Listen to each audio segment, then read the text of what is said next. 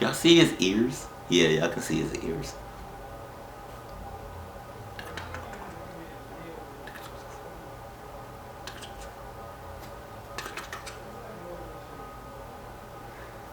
SupTho. I used to work as a third-party contractor in the convention area of the Swan and Dolphin Resort/Hotel. Sometimes we would have to be there at really odd hours for convention setup/teardown. One morning, I was there about 30 minutes before the union laborers, probably around 3:30 a.m.-ish. I also would like to point out that I used a couple of dating apps at the time, Grindr, Scruff, and Growler. The apps I use also have that location indicator that tells you how far away they were. All of a sudden, some guy whose profile was blank except for a blurry close-up of his shirt, collar, and neck started blowing up my phone on 2 different apps at the same time. I basically replied that I was at work and busy and may be available to possibly chat later. He started sending really creepy messages like, "Oh, I see you working," and other semi-stalkerish messages. Nope. I shut down the apps. I have a small office located across from one of the convention halls. I holed up in my office and told the union guys to check in with me there when they arrived. Once they got there, I felt more safe, so I set up my desk out on the convention hall's floor and just continued with my work. Around noon, I launched up the apps again to pass time during my lunch break. As if he had been waiting for this moment, he started chatting me up again from locations like 200 feet away. Wow. I told him he seemed a bit creepy and that I wasn't interested. He stopped, or so I thought. A few weeks later, I had a late night teardown around 10 p.m.-ish. As soon as I got to my office, he appeared again and started messaging me. His messages didn't seem creepy at first. Just simple things like, "Hey, how are you? Nope, that's creepy. Busy?" I got really creeped out and blocked him. He would then just create new profiles and continue to message me for months. The messages quickly transitioned after the first time I blocked him. He switched to saying things like, "You can't block me every time. I know where you work so I can find you again." I need a manager. Yeah, I'm leaving. You said a 2 weeks. Oh no, I'm leaving right now. I will fucking stalker. Thank you very much. Deuces. Shit. Why won't you answer me? I deserve an answer. Later, he would just send creepy messages like, "I found you again. No, you don't. It looks like you're working hard. Are you alone right now?" No. I always believed in the "don't feed the trolls" adage and refused to engage with him, blocking him every time. He would generally only message me when I was working very early or very late, with occasional day messages while I was working the convention center floor. Convention centers are giant, wide-open spaces when no events are going on, which can really add to the creepiness. Hell yeah. But what's worse is when there were events happening. I mean, the floor is crowded with people. Hundreds, if not thousands of people, all of which could be this odd mystery man. I never really felt safe, but I can't describe the heart-sinking feeling I had when, in late July, he sent me the final messages that sent me to report him to hotel security and my own company seeking help. Here's where the unexplained part comes in for me. After putting up with this for a long time, he ended it abruptly by sending me photos of me at my desk in my office from the first day he messaged me. Let me describe my office a bit for you. My office is tiny, maybe 30 to 35 square feet. We have 2 desks set up on one side with computers and an empty table in the corner opposite my desk. The rest of the office is filing cabinets and a printer opposite the empty table. The photos seem to be coming from a part of the office where we have the extra table. It's generally an empty table without any electronics on it that we use for anyone visiting the office or to lay out floor plans. Right. I was absolutely freaked out to say the least, but I can't imagine how he had gotten the photos. After turning over the photos, all of the messaging abruptly stopped just as suddenly as it had started. I was a 28-year-old Army veteran, and I can honestly say that I wasn't nearly as brave as I thought I would be in a situation like that. In that moment, I turned into a child afraid of letting my feet hang out of the covers for fear that a monster would grab whatever exposed portion he could get a hold of. The thought that a stranger was stalking me from an app is terrifying. But what scares me even more is the possibility that it could have been somebody who I regularly pass by at work. Someone who makes small talk with me and says hi in passing, who then the next minute is sending me anonymous creepy messages. After all, I never did find out who it was, and I guess I'll never know.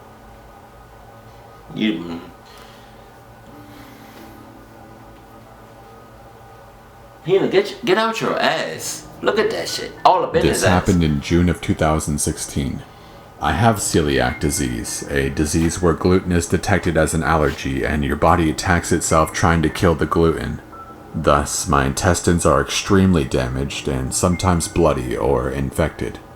The reason I was in the hospital was because of me being a dumbass and eating a bunch of bread, so my intestines got really messed up.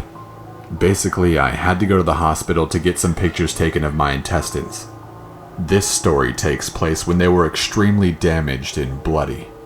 I was spending the night at the hospital with an IV filled with medicine to help me get better quicker, or something like that. I don't really remember. The IV was attached to my stomach. I was half asleep and it was around midnight. My dad had left about an hour earlier and I was there all by myself. The hospital has a door with a window and a yellow light from the hallway was preventing me from sleeping. Okay. There was a sound of footsteps right by my door and I opened my eyes. Right. I thought it was a nurse or something checking in on me, but it was some guy. He looked like a dad. Middle-aged, glasses, a flannel shirt. He looked really normal. But he wasn't my dad, as my dad is way paunchier, and it wasn't a nurse since nurses had their scrubs on at all times. Right. He looked like a visitor. I was a little freaked out, but I wasn't scared yet, as I don't get scared easily. He opened my door very quietly. "Hello?" I asked, and the guy looked around nervously. He put his finger to his lips in the cartoon famous shh face. His face was stoic and his eyes... Shush my ass. Shush my ass. If I'm in a hospital and I know I can't really move like that, I'm hollering like a motherfucker. I'm making so much fucking noise. Oh my god, bruh. Shush? How you gonna tell? How is a complete stranger that you don't know, that you never met before, right, walks into your shits and tells you to shh? Fuck a shh. What? Shh my ass. No. Nah. Nope. Nope. Nada. I don't know any other languages that says no. No say. No, I think that's the same thing. Okay. Eyes looked wild. I would have either punched him or ran, but I'm connected to a liquid bag and I have a huge throbbing in my stomach. I had been under an operation of sorts earlier and I was not allowed to get up. "I'll be quick," he muttered. He quietly moved around my cot and crouched down. I didn't take my eyes off of him. Then, he fucking unplugged my IV. Oh no! I was livid and I was terrified. What the fuck did he think he was doing? The IV stopped making the humming sounds as it stopped being run with electricity. These things are not meant to be unplugged. Their plugs are tough so that they don't get unplugged. Right. He then looked at me dead in the face and said, "Fuck you." He flipped me off and left without another word. Looking back at it, it's almost kind of funny the way he said it. Like a teenager flipping off his parent, but at 15 years old I didn't think that it was funny. I was still in complete shock for 3 seconds before I screamed bloody murder. A nurse was in my room very quickly after that. I told her what happened and she just stared at me. It wasn't until she noticed he unplugged my IV that she freaked out. The nurse? She plugged it back in, and I remember she stayed with me until either morning or until I fell back asleep. I don't remember what came first. So now the nurse is fucking up. Oh, okay. Okay. if I'm ever in a hospital, right, and they need to watch me, or observe me or whatever, and I'm in there for more than 24 hours, I expect to have a nurse by my side at all times. Do not leave me. I don't give a damn where you go. You going on break? Nope, your break is right here. Oh, you have a booty call? Nope, your booty call is right here. Oh, you have a funeral? That's 50-50. That's 50-50. Okay? Because I don't care if you're just stepping out and you're right outside the room. Like, there's a door and you're like right there. I don't care if you're down the hallway. I don't care if you're in the next room. I'm gonna need you to be right here at all times, just in case some shit like this happens, or my shit get fucked up. Is that too much? I hope not. If it is, fuck it. You're still staying with me. There was a lot of shouting from the hall, and every time I tried to speak up, she shushed me. Eventually, I fell asleep. I wouldn't have told this story if my dad hadn't told me what happened after. Somehow, this story came up recently, and I kinda chuckled about it. My dad was quiet before he asked me if he ever told me about the end of that story. I said no. My dad told me a guy had come into the doctor's office asking to visit his friend who had gone under surgery. They didn't let him in since he was asleep and it was way past visiting hours. This man didn't listen and somehow got past the people at the front desk. They also didn't know that this guy had some kind of knife. He cut 4 people's medical wires and unplugged my IV. There was also some other guy who was sleeping, and he unplugged that guy's IV too. That guy went into a coma. Wow. A fucking coma. So the police caught this guy and put him into a mental hospital. I was shaken. I had really come into contact with a full-on crazy person. What would he have done to me if I had been sleeping? I don't know. Ever since I talked to my dad, I wanted to tell this story. It may not have been very scary to anyone but me, but I was so vulnerable at the time. Who knows what he could have done if I was any more vulnerable. I hope he's getting the care he needs, or something. Like I just said, this might not make any sense or be very scary, but it freaked me the fuck out. I don't have a very strong end or moral to the story, but I don't really trust that hospital anymore. Not after some crazy guy sneaks in right under their goddamn noses. I wouldn't trust that hospital either. I really hope you never go back to it neither. Let me set the scene for you. I was 7 and my mother was dating a man with a daughter who was about 15. Her name was Christy. While she didn't live with us, she did stay with us on some weekends. The reason this is important will come into play a little later. I grew up in a moderately isolated area in the south. My mother's house is on about 90 acres, most of it being heavily wooded. For the most part, it was quiet. The type of place most people didn't lock their doors and everyone knows each other. It was quiet until one sequence of events shook my community to its core. There was a man just 2 streets over from mine who murdered his girlfriend's entire family, including her. It was in their home over a dinner about 2 weeks before this event took place. It was also learned later that he had also murdered his mother and father in their home, as they were found after his girlfriend's family was. He hadn't been caught, and the local police were working with police in Tennessee as there had been reportings of people sighting him there.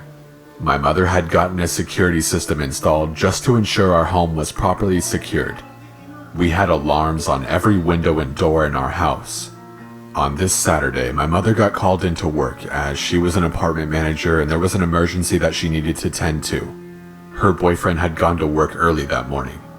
My mother was very, very nervous about leaving, and due to the nature of the emergency, she thought it would be best that Christy and I stay home where we were safe. Safe. so she thought. She reluctantly left and let us know that her cell phone was always going to be on her if we needed her. Christy and I promptly set the alarm and made sure that all the doors were locked. My mother had been gone about an hour and we were deep into a Disney movie and pizza. Suddenly, the alarm started blaring. Christy and I jumped up to see what was going on. On the way to the alarm, you have to pass a very large sliding glass door. Right. What we saw there left us frozen. There was a man prying our door open with a crowbar. He saw us, made eye contact, and quickly ran off into the woods behind my mother's house. I will never forget what he looked like, or the sinister look he had in his eyes. We called the police, and then we called my mother, who had already been alerted by the alarm company. My mother actually arrived before the police did due to how isolated we really were. When we described the man to the police, they immediately knew that it was the man that they were looking for. Of course, there was a massive investigation that day of the property and the woods surrounding us. In the woods, they found cigarette butts, lots of canned food, soda bottles, and a makeshift tent made from a tarp. The man had been living behind us the entire time, and even had been stealing food from our trash. When he was arrested, which was a few hours after the incident, he had admitted to watching our family to learn our habits, knowing that he could take advantage of the house when no one was there. Even now, as an adult, this event still follows me. Just goes to show that you really never know who's watching you. Ain't that the truth? That's scary as shit if you really think. Where's the camera? Is that the camera? Okay. Yeah, if you really think about it.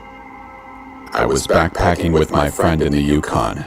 We met this dude named Carl in Dawson at a free dinner put on by the town church. You can't trust He asked my friend and I, both girls, where we were staying. We told him we were backcountry camping to play it safe, and then he went on to say that he knew the whole area like the back of his hand. He asked for specifics, and we lied and said that we were at the main campsite. We finished our dinner and tried to run out of there, but then he cornered us and offered to give us a ride back to our campsite. What? Luckily, we had our car, so we said no thanks and tried to make a run for it. We got to our car and started driving down the road to where we were camping. It's the Yukon. There's only a few people driving back and forth, and we took a turn onto a gravel road heading north. We realized that there's been a truck following us since we left town, and we especially notice once we're on this gravel road with absolutely no service and no emergency services. There are literally no turnoffs on this road. And even if there was, we were in prime bear territory next to a river, so running for it wasn't even worth it. My friend decided she was just going to drive faster and try to pull a fast one on Carl. So we blitzed down the gravel road until we hit snow. The whole road is covered in snow and ice, and we can't go much further in the pace that she's set. We see a campsite ahead of us, blitz it there, and park the car on the far side of the road to hopefully confuse the guy. We grab our tents, sleeping bags, food, and everything warm within our vicinity and make a run for it. We saw that the campsite had a shelter in the middle. We knew we had to get warm quickly, so the game plan was to run to the shelter, get fully dressed, and prepare to sleep in a snow embankment. However, once we got to the shelter, we bumped into a family of 12 people, 8 men and 4 women. We ran into the shelter swearing, cursing, and freaking out because we felt that that creepy Carl guy was after us. So once we turned around and saw the faces staring at us in amazement, we calmed down and tried to explain our situation. From the moment we uttered the words, "There's a man who's been following us for the last 100 kilometers," everyone stepped up. The men ran outside with their knives, hiking poles, bear spray, etc. And the women took us in and told us to run. They had seen a dense patch of trees in the northeast corner of the campsite, and knew that all of us could hide within the trees without fear of being caught. They even mentioned we could build quinzees super quickly to hide in, but running further away felt safer. As we ran to safety, we could hear the men yelling and telling creepy Carl to stay away. There were loud noises, a car alarm as we knew it was our car, and then complete silence. My friend and I stared at each other with tears in our eyes. We were in the northern part of the Yukon, in the snow, in -10 degrees Celsius weather, and we had just been followed from what we thought was just going to be a free dinner from the local church. After 30 minutes, the other women decided that it was time to return to the shelter and to find the men. We returned and found the men safe and sound. Apparently, Creepy Carl had told them that we were none of their business and that we had wronged him in some sort of manner. So he broke our car window and turned around and left. One of the guys had a car, so he had followed Creepy Carl down the road a good 15 or 20 kilometers before turning back around. The women invited my friend and I to sleep in their campsite, and we gladly obliged. We woke up the next morning safe and sound in the middle of the Yukon without cell or emergency services, and a giant appreciation for finding other humans. One hell of a night. Wow. Okay, so you know what I took away from this video is that you can't be trusting motherfuckers up there. Especially if you don't know them like that. You can't be trusting them. Strangers, it's a 50-50. For me, it's like it's like an 80-20. 80% I do not trust you. 20% I might, you know, I might give you a chance. No, I'm gonna give you a 90-10. Nope. I'm gonna give you a 95.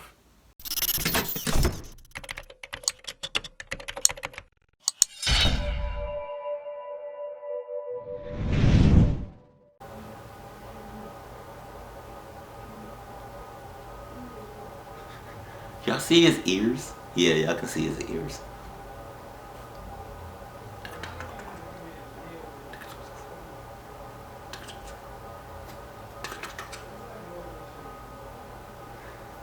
SupTho.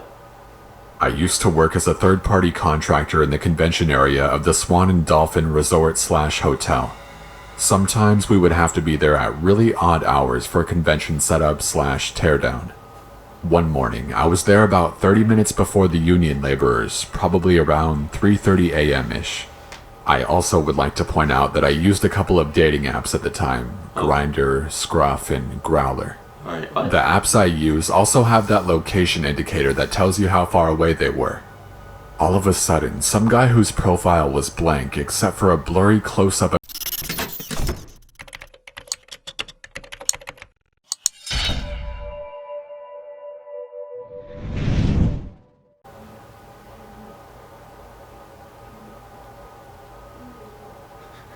Y'all see his ears? Yeah, y'all can see his ears.